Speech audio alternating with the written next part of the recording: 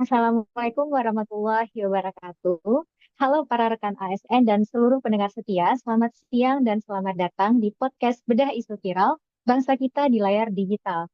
Bersama saya, Feby Angrela sebagai moderator, dan hari ini saya bersama 9 rekan-rekan saya dari kelompok 3, Angkatan 3, Kementerian Imigrasi dan Pemasyarakatan. Hari ini kita akan mengupas tuntas satu isu viral nih teman-teman, seperti judul kita, eh, yang sedang viral, yaitu yang memicu debat panas di sosial media. Teman-teman pasti dengar akhir-akhir ini ada fenomena ORD LPDP yang enggan pulang balik ke tanah air, seperti itu. Kita jadi mempertanyakan apakah ini sekedar pilihan karir individu saja atau ini sebenarnya ada nilai nasionalisme nggak sih yang sedang dipertaruhkan? Jadi mari kita bedah bersama teman-teman kelompok 3. Yang pertama, saya ingin ke Mas Bayu. eh, Teman-teman semua belakangan ini kan eh, isu awardee nggak pulang itu kan mencuat banget tuh di X, Twitter ataupun di Instagram. Mas Bayu boleh nggak ceritain singkat gimana dan kenapa sih netizen tuh jadi emosi itu banget dengan fenomena ini? Oke, baik. Terima kasih Mbak Feby. Eh, aku coba ceritain singkat terkait salah satu isu viral ORD LPDP yang katanya nggak mau balik ke Indonesia itu ya. Jadi awalnya itu ada video dari seorang netizen Indonesia juga, namanya Mbak Dwi Sasetia Ningtyas. Netizen manggilnya Mbak Saset ya, Mbak Saset. Saset. Nah, beliau mengunggah salah satu video di media sosial pribadinya. Beliau sharing kebahagiaannya eh, ketika dia mendapatkan surat dari Home Office negara Inggris yang menyatakan kalau anaknya telah berhasil diterima sebagai WNA di Inggris. Begitu juga dengan dia dapat paspor Inggris juga. Nah, sebenarnya eh, sharing untuk hal tersebut harusnya nggak apa-apa. Cuma eh, mungkin pernyataan Mbak Sasut ini di videonya yang membuat netizen ikut ke-trigger gitu.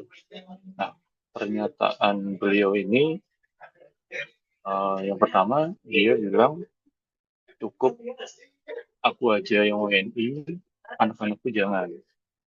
Sama pernyataan selanjutnya adalah dia bilang kita usahakan anak-anak dengan paspor WNA yang kuat. Nah, kedua pernyataan itu eh, seolah-olah netizen menganggap itu menjelekkan negara negara Indonesia gitu loh. Dan setelah ditelusuri ternyata Mbak Saset ini adalah salah satu alumni LPDP yang di mana dia itu mendapatkan beasiswa S2 di Belanda dari uang negara dari pajak rakyat Indonesia, tapi kok malah seakan-akan menjelekkan Indonesia gitu. Eh, Komen itu sih yang setahu saya buat netizen ya gaduh dan pro kontra. Paling itu aja sih Mbak Feb, kalau dari saya. Oke, dari penjelasan Mas Bayu tadi berarti ini viral karena ada suatu video ya tadi dari Mbak Safet yang sebenarnya cara penyampaiannya ya Mas yang buat netizen itu emosi dan ditambah fakta bahwa dia adalah seorang alumni LPDP gitu. Mungkin Iya ada betul. data atau oke, terima kasih Mas Bayu atas penjelasannya. Mungkin ada data atau fakta yang menarik nggak sih kenapa isu ini yang dia kan tadi penerima beasiswa LPDP ya, dan itu kaitannya dengan pajak gitu. Dan netizen marah karena pajak gitu. Dan ini eh, ada data atau fakta yang menarik nggak, Mbak Iwana, eh, sebagai hal yang harus kita tahu gitu terkait isu ini? Baik, Mbak Feby. Jadi, kenapa dibilang isu pengkhianatan pajak? Karena beasiswa dari LPDP atau Lembaga Pengolahan Dana Pendidikan itu dipandang sebagai investasi pajak rakyat. Jadi, investasi pajak rakyat ini atau dana dari LPDP ini itu berasal dari APBN yang mayoritas bersumber dari pajak rakyat Indonesia.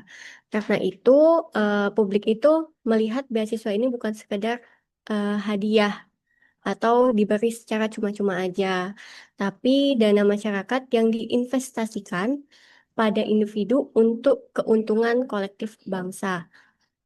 Jadi ketika seseorang penerima atau alumni terlihat kurang menghargai prinsip kebangsaan atau tanggung jawabnya terhadap negara, sebagaimana orang menilai itu tuh sebagai pengkhianatan terhadap kepercayaan publik.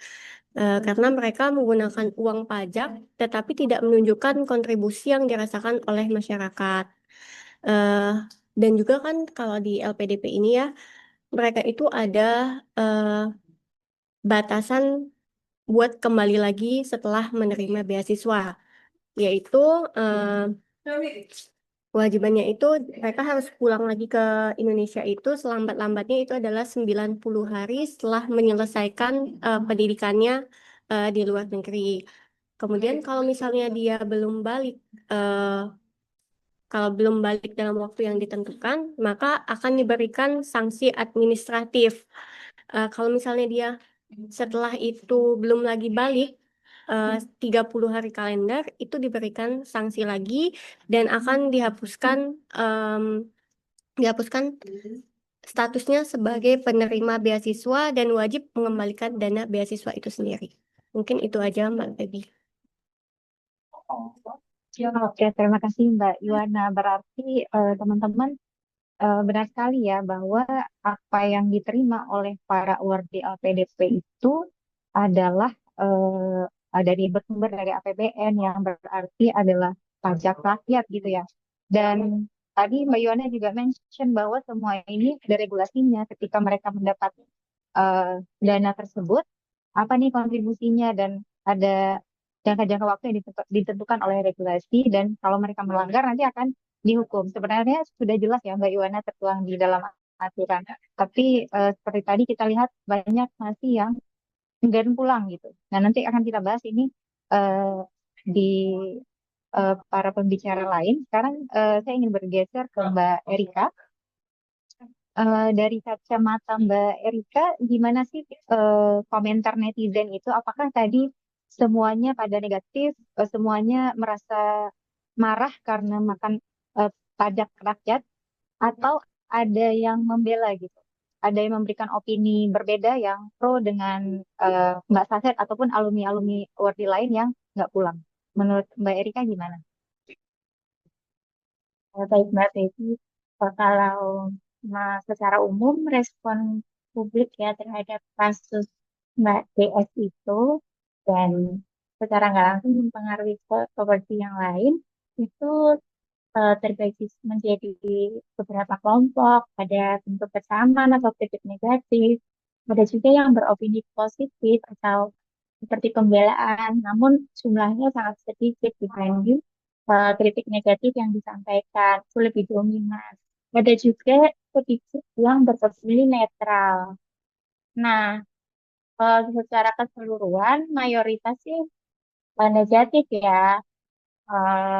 Salah satunya yang opini negatif dari netizen itu yang pertama tidak menghargai negara yang membiayai studinya. Jadi banyak netizen mengatakan bahwa beasiswa LPDP itu berasal dari dana publik atau pajak rakyat sehingga awardee LPDP itu mempunyai tanggung jawab moral pada negara setelah selesai menempuh pendidikan. Logikanya, jangan seperti kacang lupa pada kulitnya seperti itu. Lalu ada juga yang berpendapat negatif bahwa perbuatan atau perkataan dari oknum tersebut tidak mencerminkan nasionalisme. Mereka menilai pernyataan DS tersebut merendahkan status WNI. dan lebih bangga apabila seseorang itu memiliki status WNA. Jadi terkesan WNA itu di atas dari WNI gitu. Nah, ini memicu reaksi emosional yang besar karena menyentuh identitas nasional, di mana yang berkomentar adalah seorang awardee beasiswa bergengsi di Indonesia. Dan hal itu membuat citra buruk juga bagi awardee yang lain. Jadi ada kekhawatiran bahwa kasus ini bisa membuat publik berpikir bahwa seseorang ingin menjadi awardee LPDP karena hanya ingin kabur ke luar negeri, eh, menggunakan uang negara gitu dan tidak berniat kembali untuk berkontribusi. Padahal program LPDP itu dibuat untuk menciptakan SDM yang kembali membangun Indonesia. Nah, setelah tadi banyak dominasi komentar negatif, ada juga sedikit opini positif terhadap eh, pernyataan dari DS tersebut, yaitu walaupun lebih sedikit dijumpai ya dibanding tadi, netizen yang beropini positif menganggap ucapan dari DS tersebut hanyalah suatu kritik ke pemerintah, bukan ke negara. Jadi sebenarnya DS tersebut sedang mengkritik kondisi pemerintah atau sistem pemerintahan yang sekarang sedang berjalan, bukan menghina negara Indonesia itu sendiri. Contohnya komentar netizen yang saya ingat itu, dia mengkritik pemerintah aja kok, tapi uh, nya itu ke negara gitu. Jadi permasalahan intinya itu adalah cara penyampaian, bukan niat menghina negara Indonesia itu sendiri gitu. Dan beberapa orang juga mengingatkan dan beropini bahwa DS itu juga memiliki kontribusi yang banyak untuk Indonesia, makanya dia juga layak mendapat eh, beasiswa LPDP seperti membuat platform energi surya di Pulau Sumba, membantu pengembangan UMKM, penanaman 10.000 pohon bakau, dan terlibat pembangunan sekolah di NTT. Karena itu ada opini dari publik yang tidak sepenuhnya DS itu tidak berkontribusi seperti yang dituduhkan sebagian netizen. Dan sebagian netizen juga berpendapat bahwa uh, status kewarganegaraan anak itu adalah hak pribadi keluarga. Jadi hanya penyampaian dia saja yang salah sehingga memicu reaksi negatif dari masyarakat. Mungkin saat itu emosionalnya sedang negatif atau gimana. Jadi beberapa netizen itu menganggap jangan judge dari satu video yang viral gitu. Tapi kalau menurut saya pribadi sendiri mungkin kenyataannya yang salah. Tapi kita juga eh, perlu menghargai kontribusinya sebelumnya, tapi eh, tetap tetap menyalahkan pernyataan itu menyayangkan kata-kata seperti itu harus keluar di LPDP. Mungkin itu aja Mbak Peggy, rangkuman komentar dari netizen. Oke, menarik sekali. Terima kasih Mbak Erika. Kita dengar tadi teman-teman bahwa spektrum komentar netizen itu ada yang negatif mostly ya, dan juga ada yang positif dan juga netral. Sebenarnya yang menarik ini karena jika diulik tadi kata Mbak Erika bahwa yang bersangkutan juga sebenarnya kontribusi sangat positif untuk Indonesia. Hanya pernyataannya memancing diskusi lebih lanjut ya di netizen karena tadi yang kata Mbak Yohana juga karena itu bersumber dari APBN makanya ini sangat viral gitu di kalangan masyarakat kita. Nah, tadi kita udah dengar pendapat dari Mas Bayu, Mbak Yuwana, dan juga Mbak Erika tentang latar belakang kenapa isu ini viral. Selanjutnya kita tarik ke aspek analisis wawasan kebangsaan dan juga resiko. Saya ingin beralih ke Mbak Tanya. Tadi kan kita dengar nih Mbak soal amarah netizen yang banyak ditujukan kepada Mbak yang bersangkutan ataupun awardee-awardee lain yang kemudian belakangan muncul lagi kan karena isu itu jadinya yang lain tertarik tuh yang nggak pulang-pulang pada marah netizen dan kemana-mana jadinya. Nah menurut Mbak Tanya ini kalau kita tarik ke wawasan kebangsaan, bagian mana sih yang paling terdampak dari fenomena ini? Oke. Pertama coba kita lihat dulu dari kacamata keadilan sosialnya ya. Begini, lo tahu nggak kalau duit yang kalian pakai itu buat biaya hidup kalian di London, di Boston, ataupun dimanapun kalian kuliah itu dari APBN. Yang di mana ada kontribusi dari tukang parkir yang setiap hari kepanasan, ibu-ibu penjual gorengan yang bayar pajak pakai barang yang dia beli, sampai dari buruh pabrik yang gajinya mungkin nggak seberapa. Bayangin rasa ketidakadilannya. Rakyat kecil, iuran buat nyekolahin orang paling pinter di negeri ini dengan satu harapan sederhana.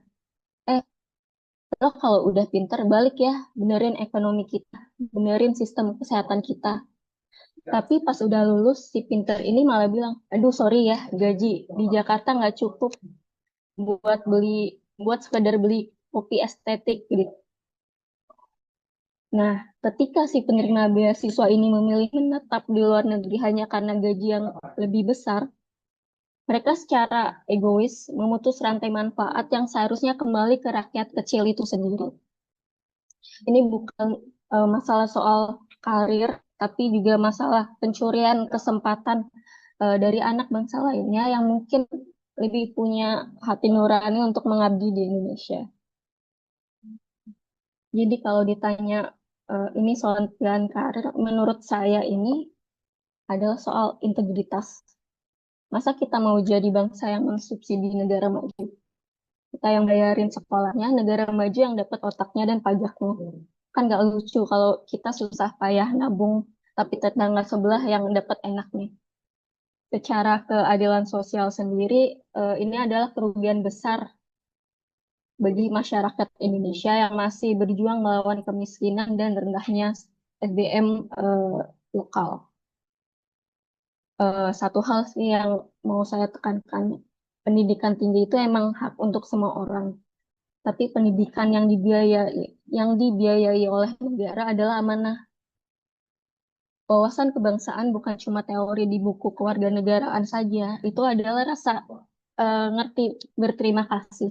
Bayangin, di setiap sen yang masuk ke rekening beasiswa kalian, ada keringat orang-orang yang bahkan buat makan untuk hari ini atau besok aja, mereka nggak tahu harus dapat uang itu tuh dari mana. Mereka cuma mereka nggak minta uang mereka balik, tapi mereka cuma minta ada perubahan kecil di negaranya. Ingat, Indonesia itu nggak butuh sekedar orang pintar, cukup. Cuma eh, kita tuh butuh rakyat yang tahu terima kasih. Itu aja sih. Oke, pernyataan yang sangat tegas ya teman-teman dari Mbak Tania, bahwa apa yang terjadi ini bukan soal duit aja ya, tapi soal integritas, dan yang paling penting itu menyalahi sila kelima kita ya, keadilan sosial bagi seluruh rakyat Indonesia. Dan emang tadi ketika Mbak Tania kita tarik ya secara garis besar dan kita lihat keadaan Indonesia, itu masih banyak sekali aspek yang perlu diperbaiki, tapi malah yang dibiayai keluar oleh negara kurang berkontribusi gitu untuk membangun Indonesia kembali. Tentu itu riskan ya untuk kita lihat seperti itu. Ini pertanyaan saya ke Mbak Tania menyangkut pertanyaan selanjutnya ke Mas Adam nih. Tadi udah kita dengar ya Mas Adam soal wawasan kebangsaan yang dinyatakan oleh Mbak Tania. Kalau menurut Mas Adam sendiri, kalau soal persatuan bangsa, resiko dari fenomena itu tuh bisa nggak sih membelah kita nih? Jadi kan tadi ada orang yang dibiayai negara, ada orang yang enggak gitu. Tapi pajak mereka dipakai buat membiayai orang-orang itu. Nah, kemungkinan nggak sih akan terbentuk kecemburuan sosial atau polarisasi di masyarakat dengan adanya fenomena ini? Menurut Mas Adam gimana? Menurut pendapat saya kan untuk kalau kita membahas isu kayak di ini tadi ya, lembaga pengelola dana pendidikan, balik lagi pertanyaannya sebenarnya bukan ke sekedar ada atau nggak ada masalahnya. yang jadi paling penting itu yaitu gimana sih persepsi publik atau masyarakat itu terbentuk ya ke program ini. Tadi kayak dijelasin dari Saudari Tania, bayangkan negara udah ngalokasiin dana sebesar untuk biayai pendidikan ya anak-anak terbaiknya ke dalam ataupun ke luar negeri. Ya dianggap aja itu kan strategi jangka panjang ya. Secara konsep itu bagus, mulia. Tapi balik lagi, pemikiran di masyarakat itu beda dalam realitas sosial ya. Nggak semua orang itu melihat dari sudut pandang strategi negara yang jangka panjang. Kadang ada masyarakat yang mikirnya itu lebih sederhana, lebih emosional kadang. Di mana mereka itu melihat bilang gini, kenapa ada yang biaya dipenuhi sampai luar negeri, sementara di sekitar kita masih ada kayak sekolah yang rusak, fasilitas terbatas, sama banyak pendidikan yang sulit. Nah, di sini tumbuhlah tadi titik potensi polarisasi yang akan tumbuh. Polarisasi itu maksudnya pecah ya di masyarakat.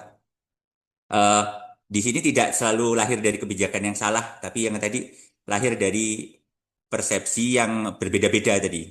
Apalagi ketika ada satu kelompok nih, penerima beasiswa yang dianggap elit-elit terpilih, maaf ya, dan masyarakat umum yang dari latar belakang berbeda yang merasa di luar lingkaran itu. Nah ini kan otomatis tengahnya bakalan muncul garis yang nggak kasat mata atau garis yang memisahkan antara misalkan mereka dan kita. Itu yang bikin menurut saya itu berbahaya karena di situ juga bikin kecemburuan sosial yang bisa muncul jika akses tadi nggak merata. Namun balik lagi kita pahami bersama untuk potensi atau resiko itu bukan berarti pasti ya. Di situ menurut saya ada 3 resiko yang bisa membesarkan isu polarisasi atau kecemburuan sosial ini. Yang pertama mungkin eh, kurangnya ya, maksudnya kurangnya pemahaman di masyarakat mengenai transparansi, misalkan apa program LPDP ke dalam negeri, ke luar negeri, dan yang kedua kurangnya komunikasi dampak. Maksud komunikasi dampak di sini, mereka udah di sekolahin nih, misalkan ke luar negeri susah-susah. Kan kadang ada masyarakat tuh yang belum ngerasain, dampaknya gimana sih kok nggak kerasa ke kita. Itu yang kadang bikin bikin kita iri.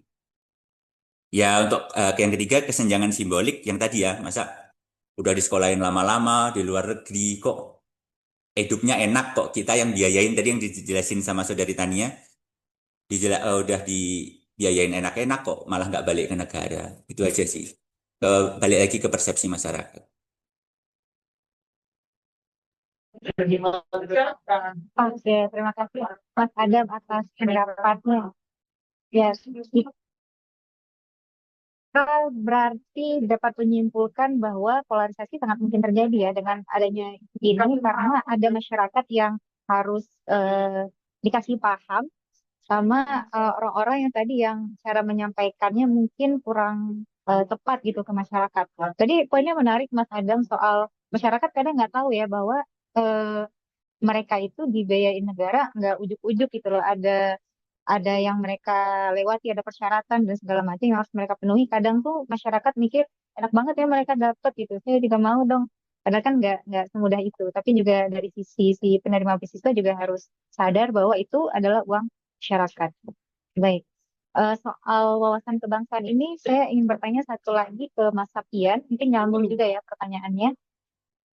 Gimana sih kalau narasi nggak mau pulang ini oleh award di LPDP ini kita biarkan gitu. Nasionalisme generasi muda di masa depan itu akan terancam nggak sih Mas? Kalau menurut saya dari isu LPDP ini, itu tuh kalau mereka nggak mau pulang itu ibaratnya kita itu udah investasi ke mereka, tapi malah merekanya itu kabur itu, jadi kayak investasi bodong menurut saya. Jadi itu harusnya mereka itu lebih kontribusi dan jangan sampai melukai perasaan orang-orang yang telah menyumbangkan pajak mereka, seperti yang disampaikan Kak Iwini tadi.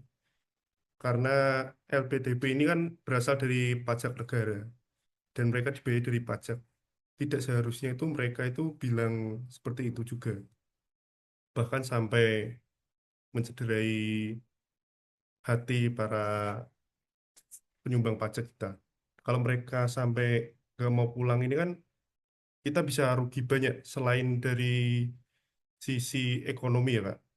ekonomi dulu aja. Dari sisi ekonomi kita rugi ratusan juta, bahkan sampai miliaran. Harusnya dampak yang mereka berikan ke masyarakat itu bisa terasa, tapi malah tidak terasa. Itu sungguh sangat ini buat kita untuk lebih aware lagi harusnya. Eh,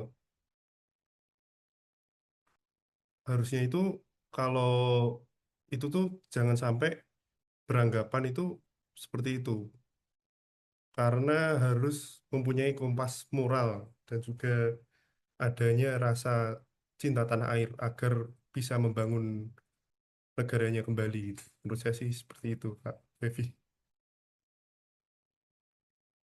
Oke, maksudnya jadi nasionalisme itu harus tetap ditumbuhkan ya, jangan kita biarkan fenomena ini terus berlanjut karena di masa depan kalau semua orang gitu, nanti dari sisi ekonomi ya tadi kata Mas Sekjen dan dari sisi lain itu sangat berdampak ke Indonesia. Jadinya Indonesia gini-gini aja ya, yang nggak berkembang gitu. Dan benar tadi kata Mas Sekjen, jadinya kita investasi bodong jika uang yang sudah kita tanamkan tidak balik modal gitu ya untuk membangun Indonesia.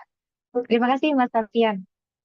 Nah, teman-teman, kita udah mengulik latar belakang dan menariknya ke aspek wawasan kebangsaan. Sekarang nih kita lihat peran kita sebagai ASN ya, calon-calon ASN, kita semuanya sebagai calon ASN, walaupun kita di lingkungan Kementerian Imigrasi dan Pemasyarakatan, gimana sih kita memposisikan diri gitu. Kita juga lihat kan kalau di Kementerian Imigrasi juga nanti ada kesempatan untuk melanjutkan S2. ASN gimana kita harus memposisikan diri, Mbak Ragil? Silakan. Baik, terima kasih Mbak Febin.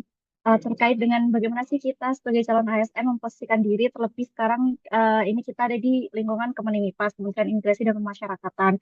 Terkait isu LPDP ini, tentunya sebagai calon ASN kita harus bersikap bijak ya teman-teman, karena bagaimanapun kita tidak boleh memperkeruh suasana dan menjadikan suasana menjadi semakin panas. Nah, berkaitan dengan kasus LPDP ini, kan yang membuat kasus ini menjadi semakin ramai, tadi juga sempat udah disampaikan oleh Mas Bayu bahwa Mbak Sasid ini menyampaikan sebuah statement kalau misalkan cukup saya aja yang WNI, anak-anak saya jangan sampai dengan apalagi menyebutkan dan sambil menunjukkan paspor kewarganegaraan, paspor Inggris gitu ya.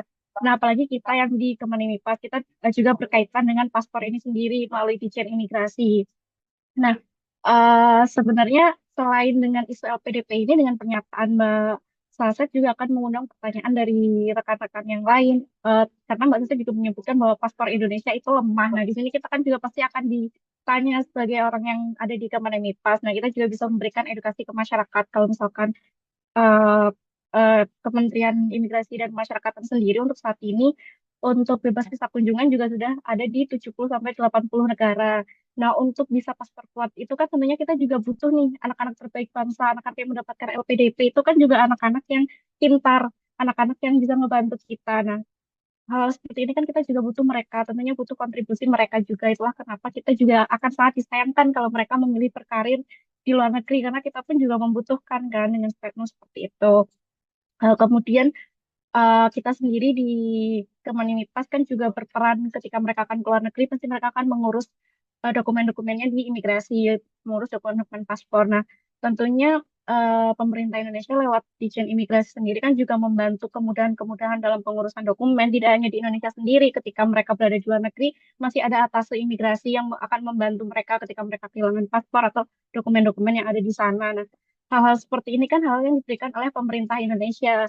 Dan di dalamnya juga sama seperti yang sudah disampaikan oleh teman-teman, kita juga sama, kita sebagai ASN kan menggunakan digaji oleh uang pajak. Begitupun dengan mereka yang mendapatkan LPDP juga dibiayai oleh pajak negara yang mana itu diperoleh dari seluruh masyarakat Indonesia. Tentunya kita berharap mereka memberikan timbal balik seperti kita ASN memberikan timbal baliknya dengan memberikan pelayanan yang terbaik untuk masyarakat. Nah, mereka juga yang mendapatkan LPDP, timbal baliknya apa juga berkontribusi untuk masyarakat Indonesia dengan masyarakat Indonesia telah memberikan beasiswa untuk mereka di luar negeri. Jadi posisi kita sebagai calon ASN sendiri ya harus kita bersikap bijak dan mengingatkan kembali nih kalau misalkan ada teman-teman kita yang sedang di luar negeri yang mendapatkan LPDP juga, untuk mengingatkan kembali kita di sini menggunakan uang pajak loh yang diambil dari masyarakat, seluruh masyarakat Indonesia.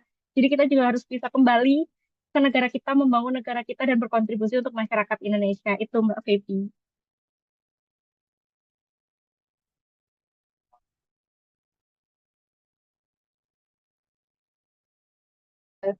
Pendapat dari Mbak Ragil, benar sekali teman-teman, apalagi kita di Kementerian Imigrasi dan Pemasyarakatan sangat erat kaitannya ya tadi dengan luar negeri, tentang paspor, dan lain-lain. Apalagi kalau kita nanti S2, kemudian kembali lagi untuk membangun kementerian juga itu sangat berkontribusi kepada masyarakat tentunya. Terima kasih Mbak Ragil atas pendapatnya, dan tentu jadi ASN tadi kata Mbak Ragil harus bijak ya, teman-teman. Saya ada pertanyaan yang krusial yang akan saya tanyakan ke Mas Putra nih. Tadi sempat dibahas ketika saya tanya ke Mbak Erika ya soal spektrum netizen tuh kan ada yang negatif, ada yang positif. Salah satu yang positif itu bilang kalau sebenarnya tuh sistemnya nih yang salah. Teman-teman tuh kan nggak mau pulang, cuman nggak ada kerjaan yang bagus nih di sini gitu. Sistemnya yang salah, gitu. Nggak menyediakan lapangan kerja bagi para awardee gitu. Nah, menurut Mas Putra, ada saran konkret nggak sih buat pemerintah supaya talenta-talenta hebat dari LPDP ini bisa mereka tuh lebih dihargai saat mereka kembali. Baik, terima kasih Mbak Feby. Kalau menurut saya Mbak Feby, sebetulnya sebagai seorang ASN ya kita harus bersikap bijak ya Mbak ya. Kalau menurut saya sistemnya itu bagus Mbak. Ya sistemnya itu sudah bagus gitu kan. Jadi memang benar kalau apa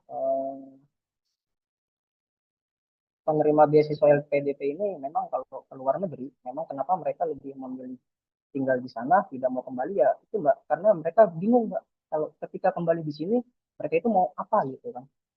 Gitu. Jadi memang seharusnya ya pemerintahnya juga seharusnya memberikan perhatian lebih kepada para penerima beasiswa ini. Misalkan mereka ditawari apa seperti misalkan, oh nanti ikut yuk ke misalkan ditawarkan sebagai di kementerian ini nanti kita bikin ini yuk ke sini yuk gitu. Jadi mereka ketika pulang itu jelas Mbak ada tujuannya di sini gitu kan. Makanya kenapa penerima beasiswa itu kebanyakan ya mereka tidak mau kembali ya karena ketika kembali mereka tidak ada kejelasan gitu di negaranya sendiri gitu Mbak. Ya, menurut saya sih seperti itu ya gitu. Jadi kalau saran dari saya memang dari pemerintah ini harusnya memberikan seperti apa ya kayak perjanjian lah gitu. Nanti ketika misalkan para penerima LPDP ini sudah selesai, nanti harus mengabdi kembali ke negaranya dan menjanjikan sesuatu pada mereka supaya masa depan mereka pun jelas di sini gitu loh Mbak. Menurut saya sih seperti itu ya. Gitu. Misalkan ya mereka diberikan ruang inovasi atau diberikan tempat misalkan diangkat menjadi sebagai seorang ASN juga atau nanti dijanjikan nih kamu nanti akan setelah pulang kamu akan ditempatkan di sini ya gitu. Jadi kalau menurut saya sih seperti itu aja sih Mbak. Jadi yang penting harus Oke, ada Mbak. kejelasan pemerintahannya gitu. Ketika pulang kita sini tuh ada kejelasan gitu ketika jadi mereka semua yang penerima beasiswa itu semuanya mau kembali ke sini gitu karena adanya kejelasan tadi. Ya, seperti itu aja sih Mbak. Terima kasih. Oke, terima kasih Mas Putra. Intinya harus jelas ya pemerintahannya, nggak cuman dibiayai saja, tapi juga ada tadi kata Mas Putra semacam perjanjian gitu ya, atau ya kejelasan apakah mereka ini nanti akan ditarik ke pemerintah gitu ya untuk membangun nih pemerintah sama-sama atau ditarik kemana gitu, yang membuat mereka lebih bermanfaat ya Mas, supaya uang negara juga nggak sia-sia untuk membiayai mereka tadi gitu. Memang perlu kita akui ya bahwa sistem tersebut juga masih belum terbentuk, dan semoga ke depan ada sistem yang lebih jelas lagi terkait apa takdir daripada award award di LPDP ini, pulang ke tanah air itu ada kerjaan atau enggak seperti itu. Makasih Mas Putra. Selanjutnya terakhir nih ke Mbak Shirley. Mungkin pertanyaan yang merangkum semuanya ya, karena kita tadi udah bahas dari latar belakang, wawasan kebangsaan, dan juga peran ASN. Menurut Mbak Shirley ini sekaligus untuk menutup diskusi kita, Apa sih pesan moral dan rekomendasi sikap yang harus kita pegang sebagai ASN dalam menjaga marwah pendidikan kita dan juga integritas anggaran negara itu sendiri. Oke, baik. Terima kasih atas pertanyaannya, Mbak Baby. Jadi, sebagai ASN, menjaga marwah pendidikan dan juga integritas anggaran itu adalah amanah yang besar ya. Ada beberapa pesan moral dan juga sikap yang utama yang harus kita punya atau pegang. Yang pertama, yang pastinya kita harus menjaga integritas, termasuk jujur dan juga amanah. Dalam hal apa? Contoh seperti anggaran negara itu kan berasal dari pajak rakyat. Sehingga setiap rupiah itu harus digunakan sesuai aturan dan tujuan pendidikan. Kemudian kita juga tidak boleh melakukan penyalahgunaan anggaran, terus tidak boleh melakukan gratifikasi ataupun praktik korupsi atau menolaknya, begitu. Terus yang kedua, kita juga harus mengutamakan kepentingan publik di atas kepentingan pribadi kita sendiri. Terus yang ketiga, kita harus menerapkan perilaku profesional dan juga bertanggung jawab. Contoh seperti setiap keputusan yang kita ambil terkait anggaran itu harus berdasarkan dengan aturan dan prosedur yang berlaku. Jadi dapat dipertanggungjawabkan secara administratif maupun secara moral. Dan yang keempat itu transparan dan akuntabel. Pentingnya keterbukaan itu agar tidak menimbulkan kecurigaan pada masyarakat umum.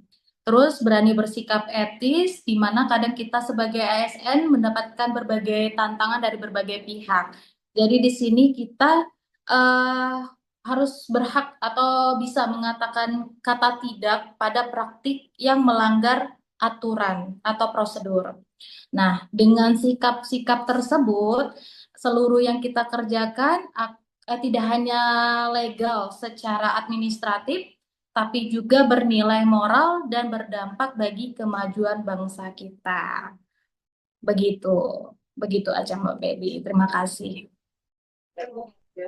Oke, terima kasih Mbak Terli atas tadi rekomendasi sikap ya dan juga kompas moral yang harus kita pegang sebagai ASN. Tadi itu intinya ya berakhlak ya Mbak Terli.